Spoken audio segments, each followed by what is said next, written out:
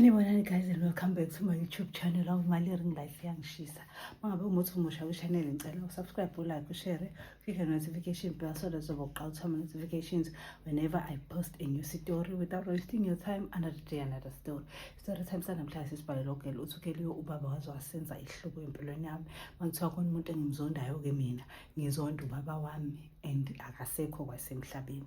Uthi okay, ubaba was a serial cheater. Uthi abo lo muntu lo oyengam appreciate uma uthi wayemhlukumeza nje in so many ways nganendlela uthi wayekemshaya nokumshaya. Uthi ubaba ke wayesomabhizinisi enemali nje enezibhamu yabo nje enesafe yabo elobo baba nje labanezimali zabo. Uthi hayi okay fine. Uthi-ke umanje wayephilela nje ukuhlala ekhosozela ubaba e-housewife yonke into uyicela kubaba yabo akanayo nje akana life nje phela nje uyahlala ekhaya enza ama-house chores kuphela. Uthi hayi okay fine. Uthi ubaba ngisho nathi sasibona nje sichawuma uyakwazi ukubekezela cause le ndoda nje ayikho into ekhombisa ukuthi iyamthanda. Ayihlali nje naye ihlezi ibhizi phithiza ayibamba ukuthi iyajola ayibamba mhlawumbe siyakhela omunye umuntu umuzi hlezi yenza izinto extreme mhlawumbe ithengela umuntu imoto lo esuke ijola naye leso sikhathi uma imkhube lento. Uthi ayikhamba isikhathi-ke sesikhulakhulile kodwa hayi kakhulu. Uthi nje kwase kukhona lezi zinto lezi saqala lezi zinto so-Facebook yabo. Uthi hayi kusho ukuthi uma naye azabuza ingeke phela lokhu ngihleli nendoda enganginaki yabo. Uthi hayi uma angene ku-Facebook ajoyine Facebook kusho ukuthi uma agcine sejola nomuntu la ku-Facebook. Yabona umuntu ongajwayele ukujola. Uthi-ke nje uma umuntu ongajwayele ukujola so unokuthi vele ubaba akamnaki akanaki ngisho ifoni yakhe akanaki lutho nje lwakhe yabo. And naye akashintshile bajola nje efonini they haven't met akaze kuze kwenzeke lutho nalo phela nje they flirting kwifoni and bayathandana kodwa abakaze behlangana. Hayi uthi ugeli-ke nje ngisho nathi sasibona ukuthi hayi uma indlela ifoni asehlala ebhizi ngayo but asikaze size simcabangele ukuthi mhlawumbe khona into asebhizi ngayo. Uthi hayi once lenyana day-ke ubaba abuye-ke mebuya afika ahlale-ke nje yabo kube mnandi sidle thina. Uthi kwakumnandi ephapha njalo leyo langa ejabula ubaba edakiwe ephapha nje yabo yonke into i-right. Uthi hayi sihambe siyolala. Uthi base siyolala uthi ngilanye ubhuti wami omncane-ke mina. Uthi lapho mhlawumbe ngino-13 ngalezo y'khathi kwenzeka lezi zinto.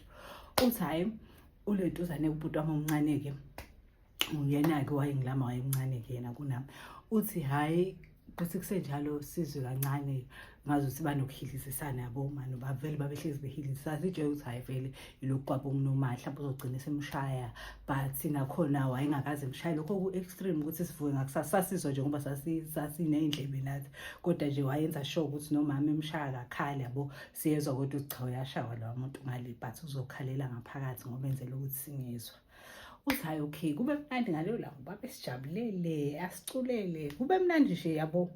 Siqeda ukudliwa khanje awusithi sesiyezwa sebeyaxakazisana sekuyabo sekuyaphikiswana sizuma seyaqolisa. Hawu kanjani manje sizuma seyaqolisa. Hayi uthi aphume ubaba ekamereni azosivusa sobabili nobhuti wami emvuse ubhuti wami ekamereni lakhe nami engivuse athi phuma. Uthi ethi mase yababizi bahlalise phansi ebatshene ukuthi lalelani uma wenisifebe. Uthi nje alikhiphe icala uma wenisifebe ubhizi uyajola la ngamthengele ifoni yena ubhizi ujola ngefoni awubuke la. Uthi angifundisa ayibona ama sengabuka ayibo uma yabo. Uthi nje awashoda ukuthi hayibo uma ungenwe yini yabo. Hayi kodwa ngitshela ukuthi bese sihambane-ke nolala. Uthi sihambe kodwa nje ngithukile uthi hawu ima bazoma ukubhaxa uma. Uthi hayi le nto zekusambe-ke siyongenele siyamuzwa ubaba lokhu egonquza-ke. Uthi sefika baba yayise-lounge. Uthi lokhu ephume ngene ekamereni ebuye eze la e-lounge ikamera lingase-lounge. Uthi hayi kuthi kusanjalo sizwe nje kuqhuma isibhamu. Uthi basiza kuqhuma isibhamu vele ngilande ubhuti wami. Uthi ngenkathi kade bexabana ubhuti wami vele emuva ezolala nami. Uthi vele ngimqamba ubhuti wami yabo ngimhage kanje. Uthi sisho nje uthi nje sasho kabili sathi nje qho sathi qho. Uthi abo ngivele ngisale ngithukile nami angazokwenza njani nami ngiyingane ngina-13. Uthi ngimbamba ubhuti wami kanje ngithule do. Uthi kuvedane kuthuleke nya emva kwalokho emva kokuthi kade kunalo msindo lo yabo because bade bexakazisana emva kwalokho vele kwashisa isibhamu sasho kabili. Uthi hayi mangabe sisho kabili isibhamu ngibona ukuthi hayibo kwathuleka. Uthi mhlawumbe abasabulaleni labantu kwenzakalele yabo. Uthi ngitshela ubhuti ngihlala ngiyabuya. Uthi ngigijime ngiye khona. Uthi mangifika khona ngifica ubaba umile kanje ubuka uma usemdubulini uma uselele embhedeni. Uthi avele naye asifake la ngimbuka.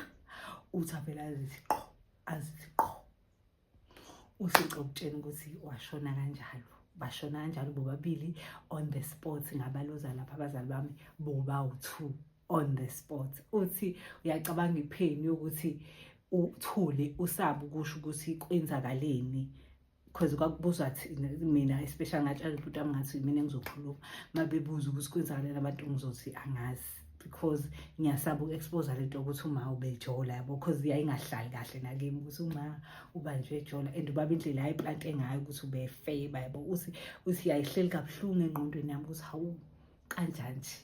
Uthi ngicela ukutshena ukuthi-ke bashona kanjalo abazali bami, uthi ungemunye umncwabo wabazali bami. Uthi nje uyabona nje kuze kube namhlanje akekho umuntu owazi kahle hle ukuthi kwenzakalani, because unless mhlawumbe amaphoyisa abhekayo, because angikaze ngizwe lutho ukuthi kwenzakalani, but nje angikaze ngisho ukuthi ubaba wabamba uma ukuthi uyachitha ezimbulala, because ngangibona nje kuyinto nje engekho right nendlela ubaba wayebeka ngayo. Siphela lapho-ke isitori sesanamhlanje. I hope nisenjoyile kakhulu bafethu. Thank you so much for watching. Ngicela niqhubeke nisendele some more stories. Nayo inamba yami la ngizoyishiya. Ngiyanithanda kakhulu. Danko.